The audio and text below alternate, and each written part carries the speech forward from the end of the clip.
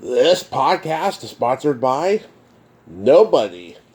Hey dudes, welcome to Splat from the Past, the only 80s themed horror and sci-fi show where things can get totally radical.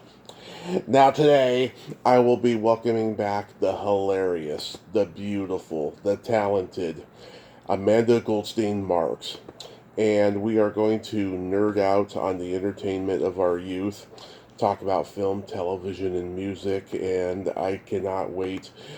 I've been wanting to do one with Amanda for a while now. Amanda is a Atlanta-based stand-up comedian. I've had her on 4 times. I just adore her and love her. And she has a show coming up on August 18th at the Distillery of Modern Art. And I want to find out more about that later in the show. And it's going to be another great conversation, and I cannot wait. Also, happy birthday, my childhood friend Michael Spaz Kelly, who passed away 10 years ago. I miss him every day. Love you, bro. I hope, you're finding a nice angel up there to screw. Sorry, God, I'm just saying that within the context of me and Spaz's friendship. Also, rest in peace, my old friend April Aguaniga. I've known her for 30 years. Her sister Amy was in my class in elementary and middle school, and I hung out with April a lot during my bar days. And even though we had some tension in the end, I feel bad for her family. And it was such a tragedy how we lost her this weekend. Rest in peace to April. So yeah, here is my new interview with Amanda Goldstein Marks.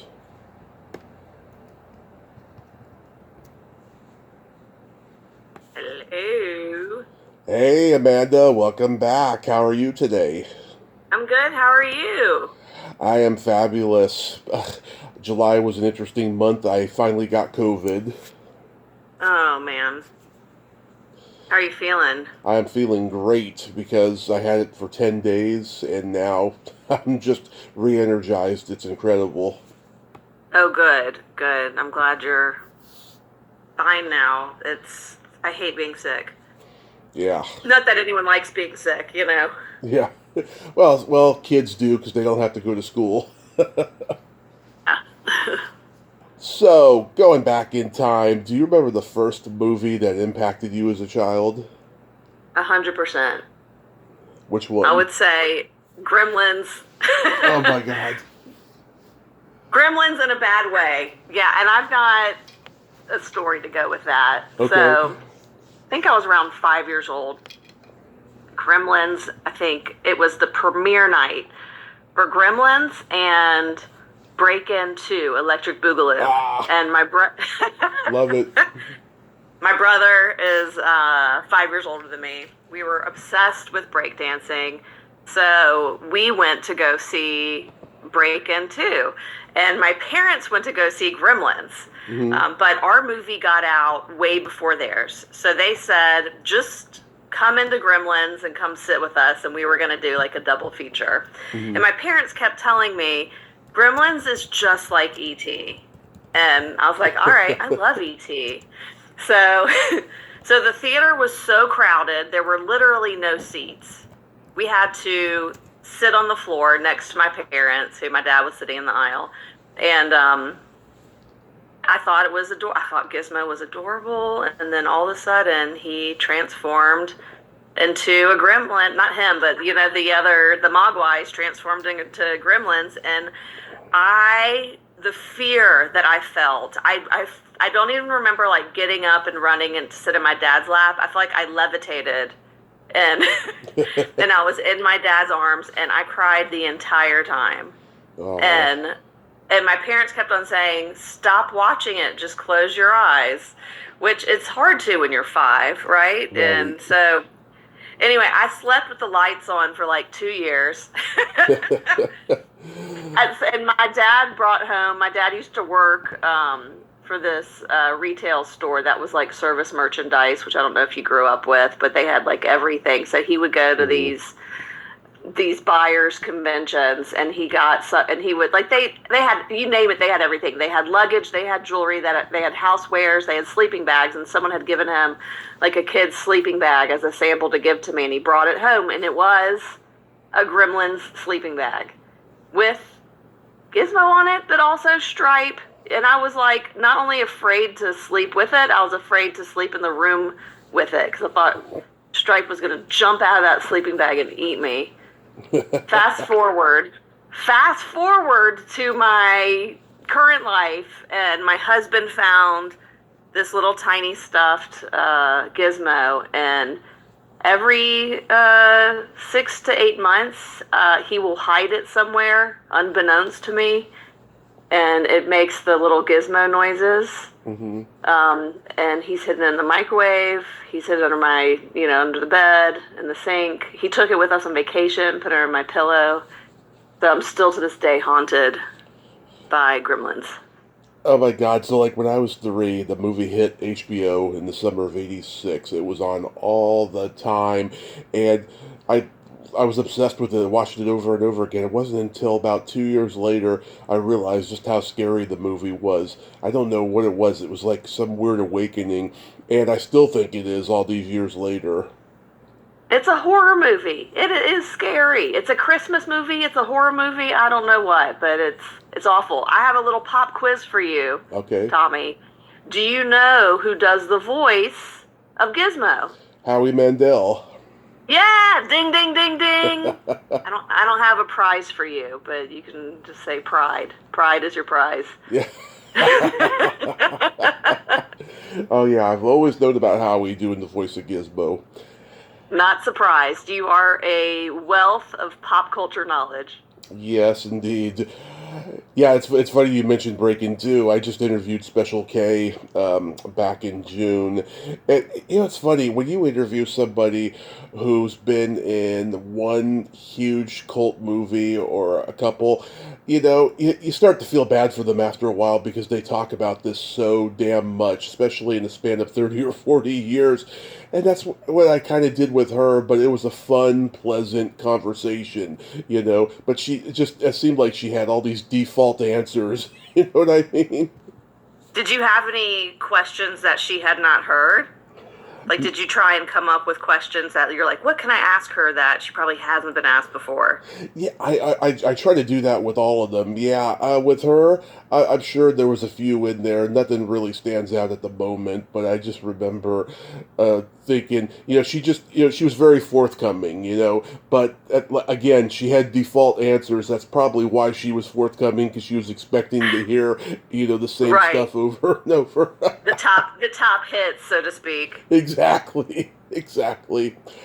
But Back to the Future for me impacted me as a kid, because my parents used to let me look at their yearbooks, and I always had that fantasy of going back in time and seeing them in high school and finding out why they're so fucked up and I'm so fucked up.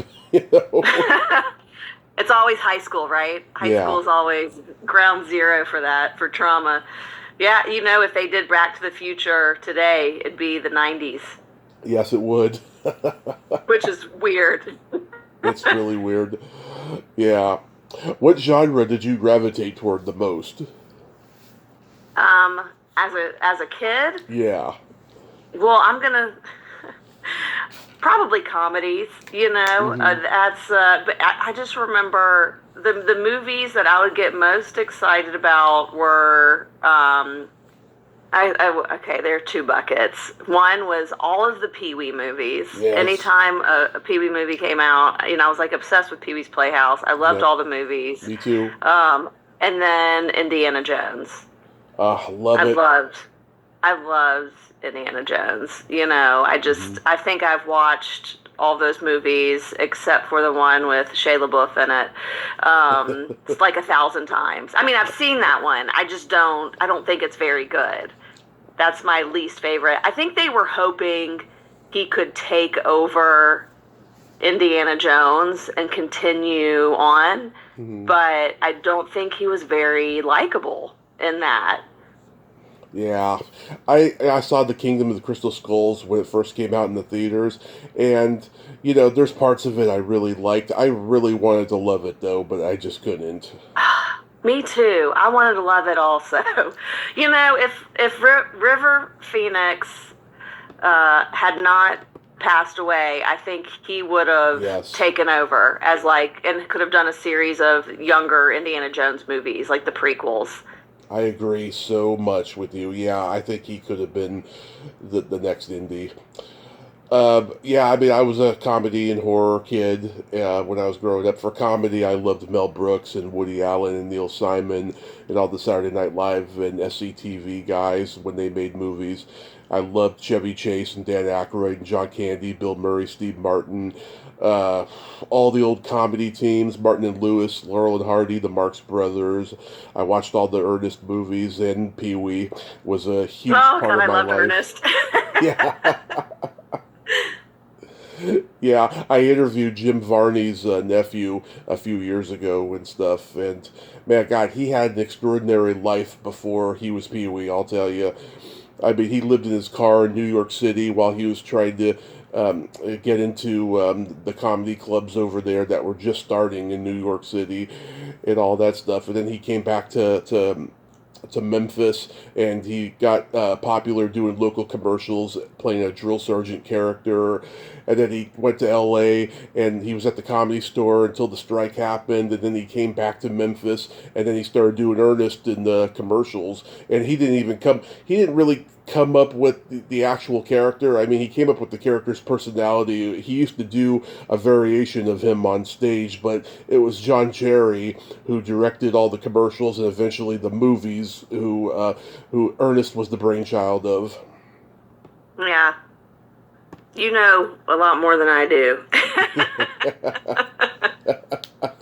my My brother was born in 73. I was born in 83. He recorded everything off HBO. We had all the teen sex comedy movies from Porky's, Revenge of the Nerds, Private School, to all the John Hughes movies. He also had a weird obsession with medieval sword and sorcery epics. Like, he loved Kroll, Highlander, Neverending Story, Labyrinth. All like the fantasy, yeah. Did you Yeah. did you have restrictions growing up on what you could and could not watch? In the early years, yes. Like, my dad and I, we used to watch R-rated movies when my mom wasn't home. And I had to turn my head when there was nudity at all times in those early years. Always. And stuff. And if really, really bad language was coming up and stuff, I'd have to put my fingers in my ears. Those were the early restrictions, right? And then once they gave me my first TV when I was about 8 and a half, my first real personal TV that had every channel, then everything went. Then I started doing really well in school and everything, and so they rewarded me. And of course, my dad went down his rabbit hole of drug use, and then the family breaking up and stuff. Then I could do anything I wanted. Well, I've always been, I grew up on television. And when you Hmm. said that when you were 8, you got a television with all the channels, when I was 8, all the channels meant like 3 channels. Yeah. Because we didn't have cable. We didn't get cable till I was like 14. So if one of us ended up at someone's house, like meeting me and my siblings, Hmm. they had cable. It was like the most magical thing ever. So, My mom works for the cable company, so like that's how we got all the channels and stuff. We didn't have Showtime till I was 6 and a half. And the funny thing is, Paramount Pictures had a first run contract with Showtime, and I always used to wonder why I had to rent Paramount movies and not watch them on HBO. And she had to explain to me what a first run contract was. But then, that's awesome. by the time we got Showtime, the Paramount first run contract was over, and now Disney and Orion were doing their first run contracts with Showtime. I couldn't watch those. I couldn't watch those movies on HBO anymore after that. It was a pretty interesting childhood as far as content goes in that regard, but Yeah, we had all the channels. I had my own personal TV that was black and white when I was like 4, 5, 6, 7 years old. Before I got the big screen, color TV with all the channels. Yeah, my dad had this little teeny tiny portable black and white TV, and we would take it into the bathroom, and we would take turn. Like if we were taking a bath at night, we got the television. Yeah. I didn't grow up with a TV in my bedroom, but we pretty much had TVs in every single room. Yeah.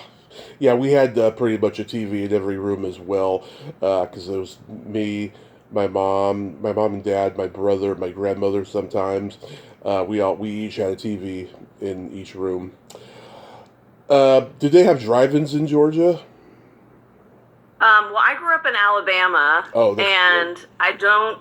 If they did have a drive-in, I did not know about it. I think that's like, it sounds like such a magical place to go when you're young, but so I never grew up going to one. I don't actually think I've ever been to a drive-in movie, but we do have one in Atlanta. Oh, because I got some good drive-in stories for you. I was 2 when my parents started taking me to drive-in. They took me to see Weird Science and Rambo 2. Nice. Yeah, I kind of remember it a little bit and stuff.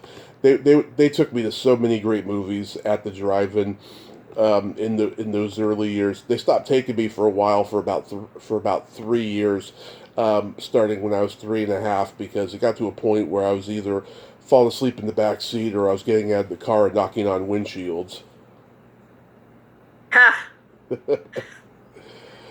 Yeah, but the first time, How many Rambos did there end up being?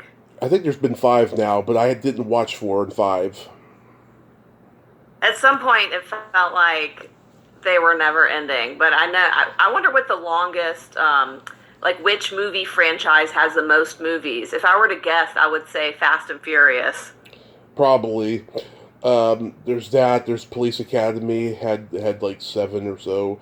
Um, It did. yeah.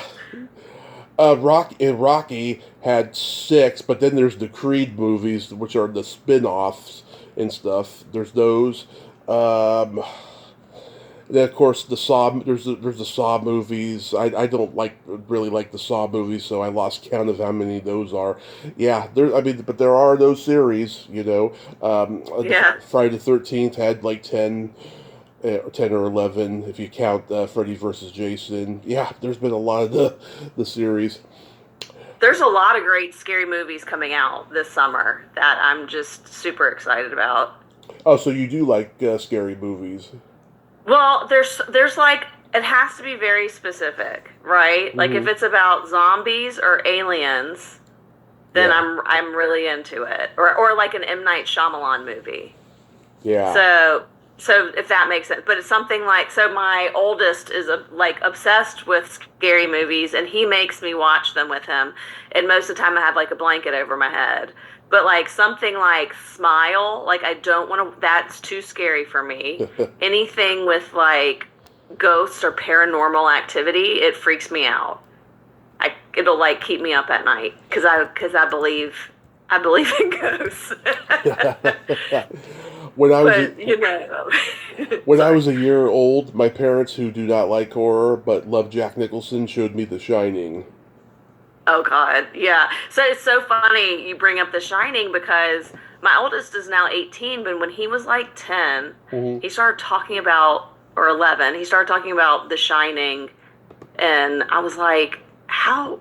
We haven't you haven't watched that? Why? How do you know this?" And he goes, "Oh, I've been watching clips of it on YouTube." And I'm like, "What? Well, aren't you scared? It's not keeping you up at night?" And he wasn't like coming and waking us up and being like, "I'm scared." And he's like, "No, not at all." So that was the start of him like watching scary movies, and he's got a pretty strong, pretty strong mentality for to be able to watch it. I mean, he does get scared, but not like I do. It freaks me out, but he loves scary movies. Yeah, well, I went back and revisited it when I was 7, and it's been Yeah. my go-to horror movie at Halloween time, like every year since then. I love The Shining, and I was so sad about Shelley Duvall dying recently. Oh yeah, that was very. Yep. We've lost a lot of celebrities. A lot. Rit- Richard Simmons, Pee Wee, Shelley. Yeah, God, so many people, unfortunately. So getting into television, like, what sitcoms did you watch? All the Thursday night lineup, you name it. It was, Family Ties, The Cosby Show. We won Miami Vice. All everything. I was watching everything that was on the networks. Golden Girls, Dynasty, Designing Women, um, pretty much everything in the 80s I was watching. But then I watched Different World and um, everything. Yeah. Well, I mean, I watched all the sitcoms that Love Boat. yes, all the sitcoms that my parents grew up watching. I saw. I mean, I watched I Dream of Jeannie, The Munsters, The Addams Family, F Troop, Oh Gilligan's yeah, all the Island. reruns. Yeah. Exactly, the reruns, and um, and then like all the '70s stuff, like Mary Tyler Moore. I loved All in the Family, MASH, WKRP in Cincinnati, Three's MASH was Company. so good. Yep, Three's Company. Um, all the Gary Marshall stuff, Happy Days, Laverne and Shirley, Mork and Mindy. All in the Family. Yep. Dennis the Menace, Leave It to Beaver. Leave It to Beaver. I got to meet Beaver last summer at a con. I was so happy. Oh my gosh. He probably still has like that essence of his child self in his He face. he does, and it's funny. He's very shy, very quiet, and I didn't really talk to him much other than I was signing.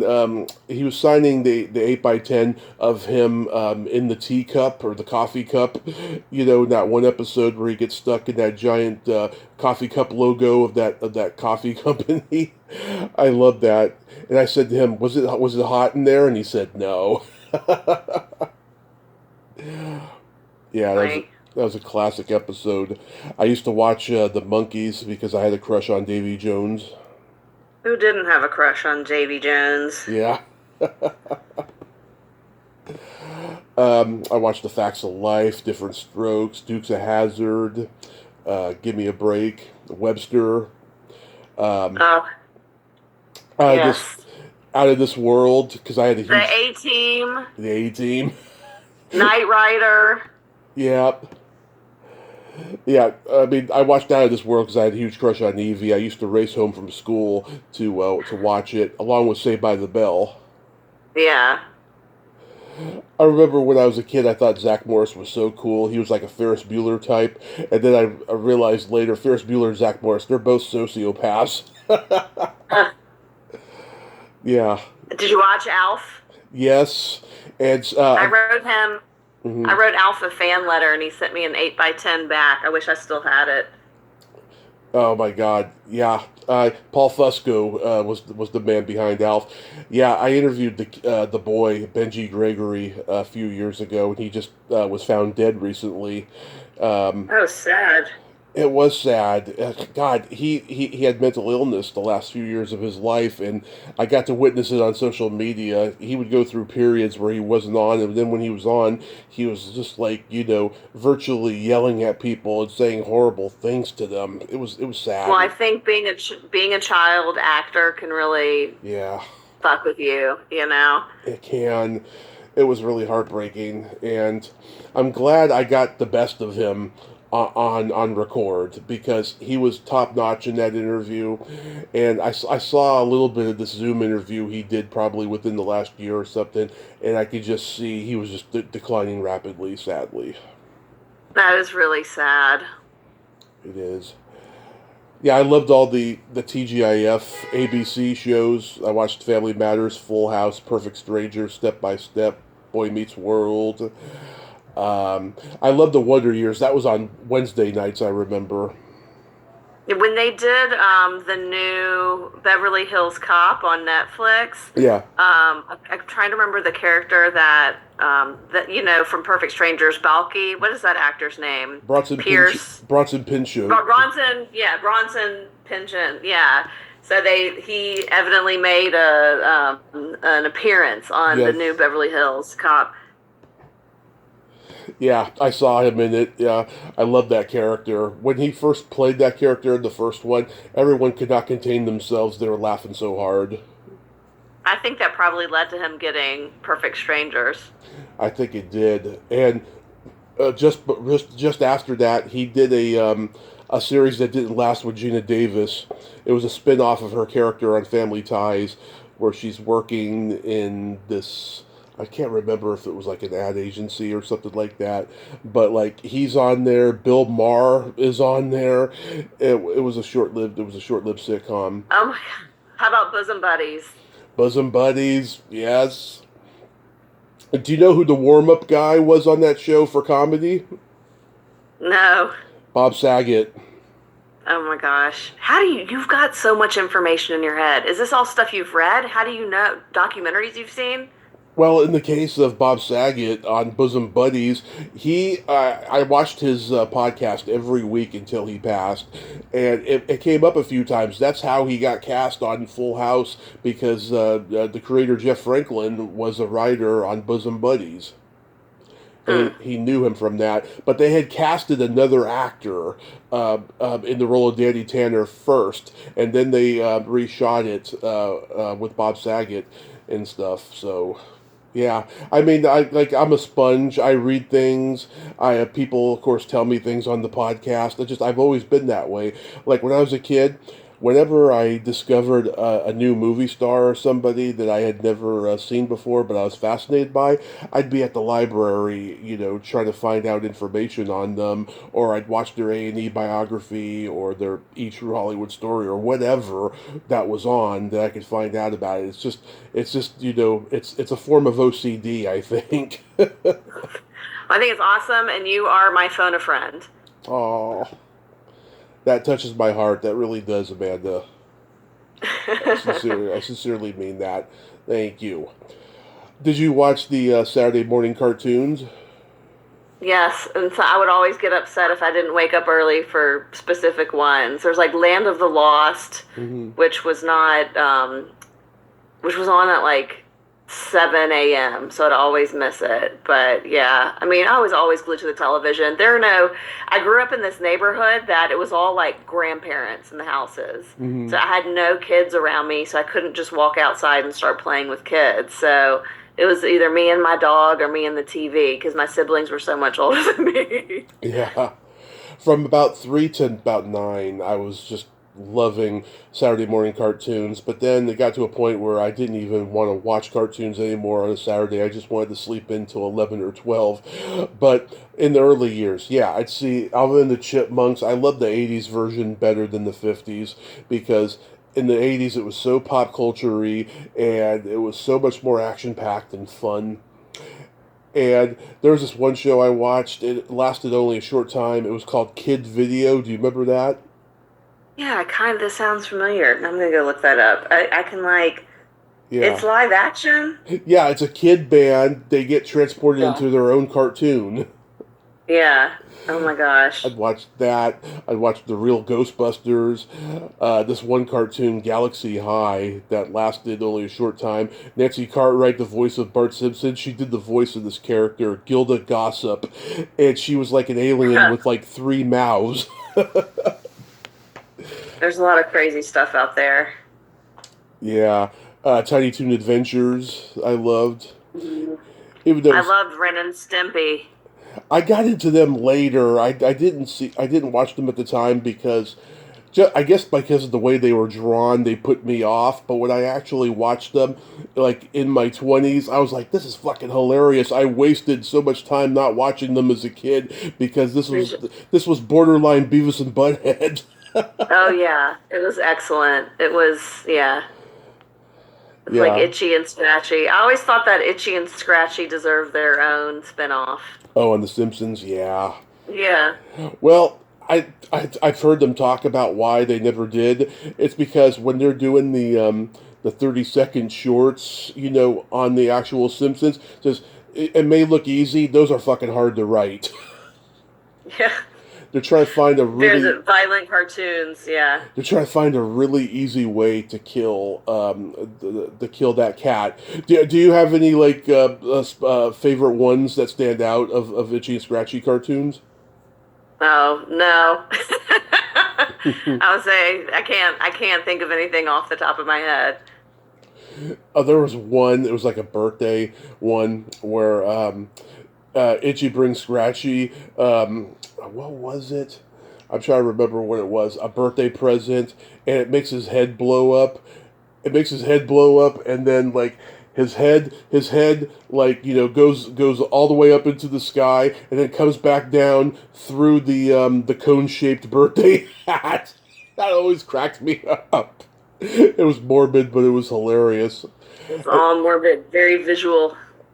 Yeah, and then there was another one that made me sick, quite frankly. It was an Amish one where using like Scratchy's intestines to like make the to churn the butter machine. It was Oh, gross.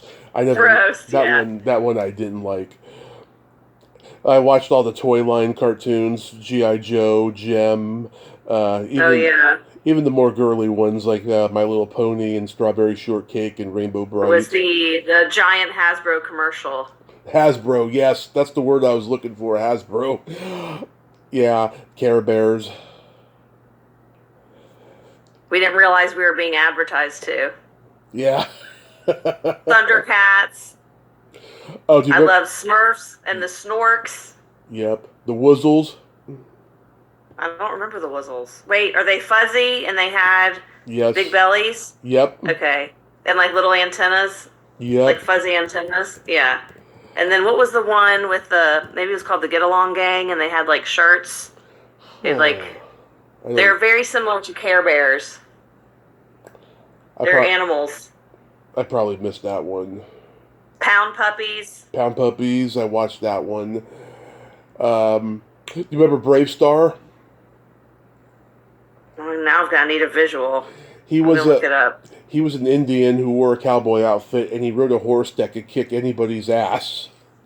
I Yeah, don't think I that remember. Oh yeah, there he is. yeah, that was the last cartoon for Filmation before they went under. Wow, I don't remember seeing this. Yeah, it was only on for a short time, but I know a lot of like comic book nerds who remember it. Was it based on a comic book? No, but like a lot of comic book nerds love those old cartoons from Hasbro and stuff and Oh yeah. Filmation. Okay. Yeah, and Pat Fraley did the voice of Brave Star, and like he was later Crane on the Teenage Mutant Ninja Turtles cartoon. That talking little mutant who's like he looks like a liver in the stomach of this Oh yeah. robot. Yeah, That thing's name was Crane. yeah, Oh my. Crane or Kang, Huh, something like that. Do that's funny. you remember Mask? The movie? Not the movie. It was Mobile Armored Strike Command cartoon. No, I Yeah, don't. yeah. It There was. we go. I think this is when I was starting to. Well, no, these are all. It's like, was it like they're trying to compete with like Transformers? Yeah, it was like a competitor of some sort. Yeah, I was not. This was not my genre of cartoon. Yeah, I mean those cartoons that I mentioned before, Gem and Rainbow Bright and My Little Pony, were those more your speed? I liked it, but I also like the Thundercats and He-Man and She-Ra. Yeah, She-Ra was awesome. I loved He-Man. I had a you remember Viewmasters? Oh yeah. I had a Viewmaster of He-Man. Yeah, It's and just like such a sad toy when you think about it. It was like a personal slideshow. Yeah. Like I don't like I. It was such like a weird, sad concept. I I'm know. sure it was the viewfinder was like created in the 1930s or something. It was like, I remember I had a Sesame Street one too, and like I loved my Big Bird, I loved my Bert and Ernie, and I just like remember looking through the Viewmaster and going, I want these characters to move, I don't want to wait until morning to watch them on TV. It was so right. You I know, used to have like a nightlight where you could change out a picture in it and it would project like one image. hmm And it was kind of like a viewfinder, but with just one slide. yeah. Do you remember Star Chaser? No, I don't remember that one. Yeah, that was a Hasbro one, and they had their own movie. A lot of these cartoon shows had their own movies. I mean, Care Bears had three, but there's Transformers, GI Joe, Star Chaser, Rainbow Bright. They all had their own movies, and they all failed at the box office and stuff. And then they stopped making them after a while. I just remember Strawberry Shortcake and how she smelled. Yeah, I don't know if she had her own movie. I don't think she did. I don't know if there's much of a plot line in Strawberry Shortcake to get her to have a movie. Yeah. Well, I mean, they could think of something. Did you watch Kids Incorporated? Yes, I did. Oh my But God. wasn't that on like was that on like Nickelodeon or Disney? Disney. Or It was yeah, Disney. so I would get like glimpses of it when I went to my friend Jill's house because I didn't have cable, but I remember like shows like that and Fraggle Rock were just seemed so much more magical to me because I didn't get to watch them all the time. But I was like I had like PBS and I was like I would watch like the Bloodhound Gang hmm and and it used to scare the hell out of me. The Bloodhound Gang and Scooby Doo, hmm like it would really scare me. And the theme songs, that and Unsolved Mysteries, like that theme song was so scary. Oh yeah. Yep. That's how easily scared I get. If you just play the Unsolved Mysteries soundtrack, then that's all you have to do to scare me. Do you know what music scared me as a kid? What? The not the later ones, but the early ones, the early sappy music that would play when the lesson was being learned on Full House. They went. You're like, not another lesson, no. Oh, it wasn't that. It was just way over dramatic, and they just made it much more sappy than it needed to be. It was like the kind of music you wouldn't be caught dead hearing on Seinfeld because that wasn't a learning show. Not a learning show, no. Did you watch The Babysitters Club? No, I didn't. I I just didn't even read the books. I just interviewed one of the girls from it. She told me not to release it, and I made no qualms about that because she didn't give me anything. She was like dancing me around for like a year, and then finally she says to me, "Is this a candid, real talk kind of a podcast?" And I was like, "Yeah." And she's like, "Well, okay, I'll do it then because I'm not gonna lie. It wasn't the best of experiences." Then when we talk, she's driving. The sound is really really shitty, and she gives me nothing. I was like, I'm thinking to myself, okay, where's the gossip that she said that she was going to give me and stuff? She didn't do it. And then when she Maybe heard, she got scared, yeah. maybe I did discover one thing though that I thought was cool. She was the voice of Penny in the Pee Wee's Playhouse. Inspector. Oh. Isn't there a Penny also in Inspector Gadget? Yes, but that wasn't her. I don't know who did the voice of Penny in Inspector Gadget. I should find out. Yeah. Yeah, I remember the little interstitials, the penny interstitials though from Pee Wee's Playhouse. They're so cute. Yeah, that was her, and she doesn't look anything like Penny. I will tell you that. So she has real eyeballs and not pennies for eyeballs. Well, that, and plus she doesn't wear glasses, and she's not blonde. She's dark haired. Yeah. She's dark haired, and she's got interesting eyebrows. Huh. Yeah, Inspector Gadget. I mean, there was Dr. Claw. And that was Frank Welker doing the voice. He did the exact same voice for Soundwave on Transformers. Oh wow. The only difference is that Soundwave sounds like, sounds very robotic. They did a special effect to make him sound robotic, but it's the same voice when you hear it. Yeah. Yeah. I think of Max Headroom when I think of robotic voice from the 80s.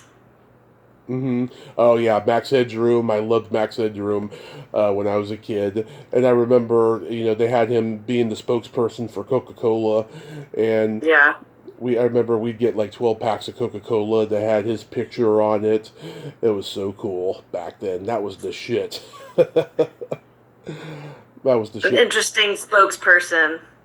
I know, because you look at Cosby at that time. You look at Pepsi didn't really have a spokesman, but they had all these people, doing commercials for them. I guess Michael J. Fox would be the one spokesman for Pepsi back then, but they didn't have a whole lot of them. And every commercial had Martin Sheen's brother Joe Estevez saying, "Pepsi, the voice of a new generation." You know. Did you watch a lot of HBO comedy specials? No, because I didn't grow up with HBO. But I do remember going when I was 12. I spent the night at my friend's house, and her parents took us to go see the midnight showing of Eddie Murphy's Raw. Oh my God! But Did I you, didn't have access to any of that stuff. Where I would have been maybe doing stand-up comedy a lot sooner. did it go over your head when you saw it? No, it didn't go over my head at all. I remember thinking it was funny. I did, I think, fall asleep at some point because it was after midnight. He's doing his saltine cracker analogy. I remember. I need to go watch that again. That's like one of those specials you have to watch again, I don't think I've seen it since I was 12, except for like bits and pieces of it. Yeah, we had a tape that had 48 hours and Eddie Murphy Delirious on it. And when Delirious came on, when me and my dad would watch it when my mom wasn't home, I had to go in my room when Delirious was on. And I remember watching it by myself for the first time when I was 14 and hearing all these jokes that my dad used to quote around the house. I thought they were my dad's jokes. Yeah, he'd be doing the ice cream bit or the Goonie Goo Goo or any of that stuff, you know. Yeah, I mean, like when I was two, starting at two, we were watching Rodney Dangerfield's HBO Young Comedian special, and that's where my love of stand-up like first began. That's when I saw Sam Kinison. I was never the same after that. I remember watching, I was watching VH1 and there was an old Steve Martin stand-up special, and I remember, and he's playing the banjo, and I remember watching it and thinking, I want to do that, but it wasn't stand-up, it was the banjo. And Yeah. so I got a banjo, and I tried to teach myself in 10th grade how to play the 5-string bluegrass banjo, and I failed miserably at it, but I tried. And there's only so much you can learn from a VHS tape. But I thought that was so funny that's what I got from that. It wasn't the stand-up, it was the banjo playing. He's a good, and I mean good banjo player. Excellent. He's phenomenal. Yeah, people don't realize how good he is. And there was a comedian that he used to be roommates with named Gary Muledeer. He hosted the Midnight Special, which was a music showcase show, kind of like American Bandstand back in the 70s. And so many legendary bands and musicians got their start on there, and a lot of comedians did too. There were comedians doing sets between musicians and stuff, and like he played banjo as well, and he played acoustic guitar because he came from like a country music background before he got into comedy, and so I think a lot of Steve Martin's banjo playing like rubbed off from him. Yeah. You know, yeah, but I'd watch Def Comedy Jam and all that stuff on HBO and stuff. Did you play a lot of board games growing up?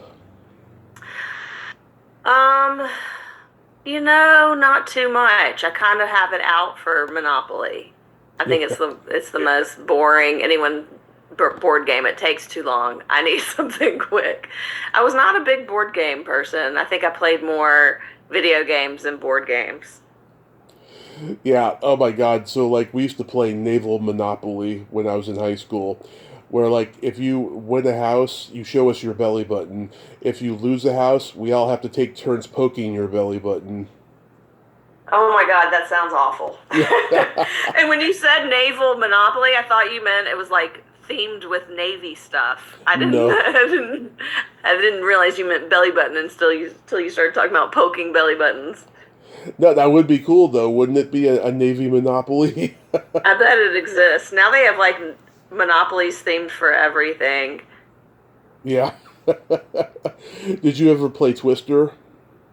Yeah, I had it. There's always that when you play it when you're like in seventh and eighth grade, you're like, oh, this is a great co-ed game, but it never turns out how you want it to, and it's just like awkward moment. Yeah, I talked to a sex educator recently, and she said that Twister is a great preparation for 69. Oh my God. The only thing that I thought of myself is how has anybody never gotten injured from playing that game? Right? I'm sure it does happen because that twister board is slippery. Yeah, pulled muscles or something, Right. something. Tripping over each other. Yeah, something crazy. Candyland. I never understood the appeal of that game. I did like Candyland. I was a But clue. that's like when you're real little. Yeah, I was a Clue guy because I loved the movie. I saw the movie Clue before I started playing the game. I just love it. And then rumor has it they're gonna like do a reboot movie, but let's see if that actually happens. I feel like they've done a lot of movies that are influenced by Clue. Yeah. I did have my brother had the Mad Magazine board game, and I Mhm. love that. I was I still have bits and pieces of it in my house. a huge Mad Magazine fan growing up. I loved Mad Magazine. Yeah, they did a Seinfeld parody, Swinefilled. I remember that they did an Adams Family parody, and they were doing a parody of the scene in the movie when is it Wednesday or Pugsley? One of them, or maybe both of them are. Oh yeah, it was both of them. They're doing that play, and then next thing you know, blood emerges when they're sword fighting. It was like a variation on that. I think next time I go to the grocery store, I'm going to go look for Mad Magazine. Yeah. Did you ever see the Mad Magazine movie Up the Academy? No. Oh, okay. So, National Lampoon did Animal House in 1978. Mad Yeah. Magazine did this military school teen sex comedy called Up the Academy in 1980. Robert Downey Sr. directed it. And Huh. Robert Jr. is like one of the walk-on kids at the military school, but it's got Ralph Macchio in it and all these other guys, and it's a Tell me really the name of it again. Up the Academy. Okay. It's 1980. It is so bad, it's so dirty, but it's so funny. I watched that movie a lot when I was growing up. Let's see. You can get it on Amazon Prime. Basically anywhere, you just have to pay for it. Yeah, it used to be on It's like YouTube. $4. Yeah. Yeah, it used to be on YouTube a lot. And it's got a killer soundtrack of rock music from the late 70s on it. It's a good, waste of time, as I'd call it. Do you remember, Sometimes you need a waste of time.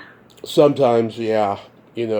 I mean, I love bad movies, and I got a huge collection on VHS and Blu-ray and all of that stuff. Yeah, I still collect VHS all these years. I got a VCR and everything. Now I'm going down the IMDb rabbit hole, and it's amazing how much Robert Downey Jr. and Sr. look alike. Yeah, That's crazy. and his uncle Jim Downey was a writer at Saturday Night Live for many years, and he's the high school principal in Billy Madison. Oh, hmm. Yeah, Oh my gosh. What do you not know? I know. Well, let's get into music now. Like, do you remember the first album you ever bought with your own money? So, when we were little, my uncle would, there was this music store. I don't know if y'all had it or if it was regional, but it was called Turtles. Mm-hmm. And instead of gift cards, they had these like gold coins. And my uncle would give that to us for Hanukkah. So every time he gave us these little gold coins, we'd get so excited. I remember just being so excited to go to the music store and pick out our own music. So with that, I bought, I think, like Prince, Purple Rain, Ah, and maybe Cyndi Lauper or like Duran Duran. ah, But I really remember like in middle school buying um, Steve Miller Band yep. and Simon and Garfunkel, and then I'd listen to all of my brother's music. So, and he loved the Beastie Boys, and that's how Andy loved the Fat Boys, and Yep. and I would listen, to that also. But I think really in high school is when I really started getting into music. I'm a huge Steve Miller Band fan. I saw them live 10 years ago. They opened for Journey. And Nice. yeah, the guitarist for Journey, Neil Schon, came up and jammed with Steve Miller. They did Stairway to Heaven. It was magical, I have to Wow. say. Yeah. Steve Miller, he doesn't get the critical respect that he deserves. The way that he combined the blues with space rock and like progressive rock, space rock of like Pink Floyd sounds and everything. It's just amazing. I hope someday he's going to be looked at as an innovative pioneer of it because I got all the records and I'm just like, God, it's like, where did this come from? I love Steve Miller Band.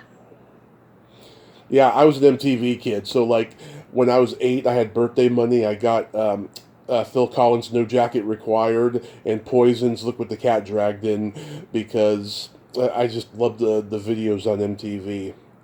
And my parents had a big old box of vinyl records. We had everything from the Beatles to the Stones to Rod Stewart to Johnny Cash live at Folsom Prison, Captain Beefheart, Fleetwood Mac.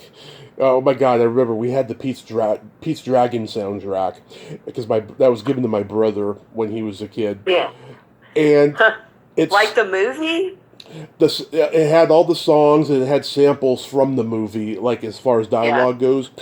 And I remember it started skipping in the moment when Nora's telling Pete that Paul's never coming back.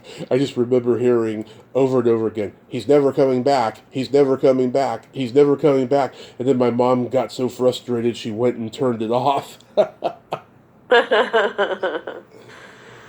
Yeah, vinyl's been making a comeback for like a decade now. There's nothing like that stinky, musky smell of vinyl. It's intoxicating. Yeah, it's funny how vinyl went out, came back in. Now, you can't even find CDs anywhere. I know. I mean, I'm sure you can at like a garage sale or something like that. Right, yeah. Or I have a huge box of CDs that I collected when I was a kid. I used to get cassettes or CDs when I was a kid for my birthday or for Christmas. I had Michael Jackson, Janet Jackson, New Kids on the Block, Wilson Phillips. I had Warren's Cherry Pie album. I had a lot of stuff. That is a mixture of music right there. The Simpsons Sing the Blues. Oh my God. Had all of that stuff. Do you remember your first concert? Um, So there's this festival that they used to do in Birmingham called City Stages, Mm-hmm. and they would just get musical acts from everywhere, but also a lot of like Motown. Mm-hmm. So I remember going to hear like Chuck Berry and Mm-hmm. Chuck Berry. um, like really old genre that like my parents grew up listening to. So I think that I don't know if that was my first concert. I just remember going to City Stages being so memorable. Mm-hmm. What about you? I saw the Monkees live at Candlestick Park when I Mm. was 14.